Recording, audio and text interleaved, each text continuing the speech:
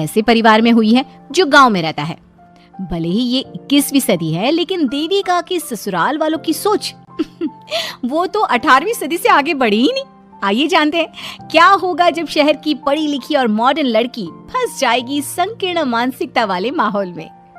सागर, ये तुम्हारे गांव में सबने इतने लंबे लंबे घूंघट क्यों कर रखे हैं?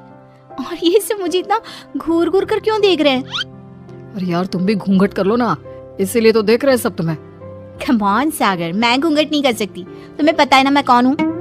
लेकिन देविका, मेरे पिताजी, चाचा जी, बड़े भैया और जीजा जी ने तुम्हें बिना घूंघट के देख लिया ना तो बहुत गुस्सा होंगे और न जाने कौन कौन से फरमान सुनाएंगे।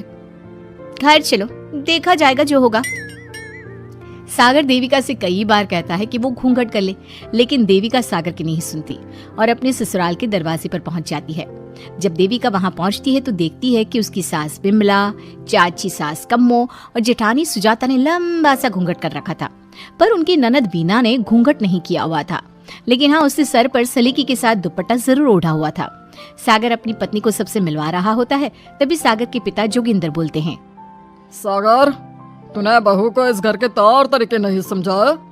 हमारे घर की औरतें बिना घूंघट के किसी पर आए मर्द के सामने नहीं आती और तू इसे ऐसे ही ले आया। पिताजी, मैं समझा दूंगा, वो नई नई शहर से आई है ना, इसलिए उसे पता नहीं है। सागर की बात सुनकर उसके चाचा जी महेंद्र बोलते हैं, ये बात तो तुझे गांव में कदम रखते ही अपनी बीवी को समझानी चाहिए थी। हमारा गांव में बहुत नाम है, तेरी बीवी ऐसे गांव भर में घूमेगी तो क्या इज्जत रह जाएगी हमारी। ये बोलकर जोगिंदर और महेंद्र वहां से चले जाते हैं। शाम को घर की सारी औरतें खाने की तैयारी करती है। खाना तैयार हो जाता है, लेकिन घर की कोई भी औरत खाना नहीं खाती।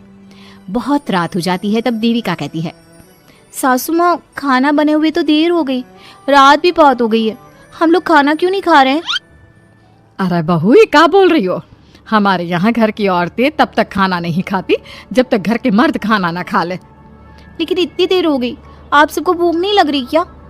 तभी देविका की जेठानी सुजाता कहती है, लग तो रही है, लेकिन यहाँ की यही रीत है, ये निभानी तो पड़ेगी ना।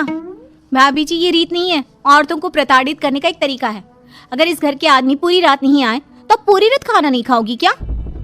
देविका ये बोलकर सीधा सागर के पास जाती है। सागर उसे समझाता है, देविका, यहाँ ऐसा ही होता है, तुम थोड़ा सब्र कर लो, पिताजी और चाचा जी आते ही होंगे, फिर हम सब खाना खाएंगे। सागर देविका को समझा ही रहा था, तभी देविका की ननद बीना आकर कहती है, सागर, खाना खाने आ जाओ, पिताजी और चाचा जी आ गए हैं। चलो देविका, तुम्हारा इंतजार खत्म हुआ। सागर खाने के लिए बैठ जाता है। जब सब खाना खाने बैठते हैं तो देविका भी बैठ जाती है।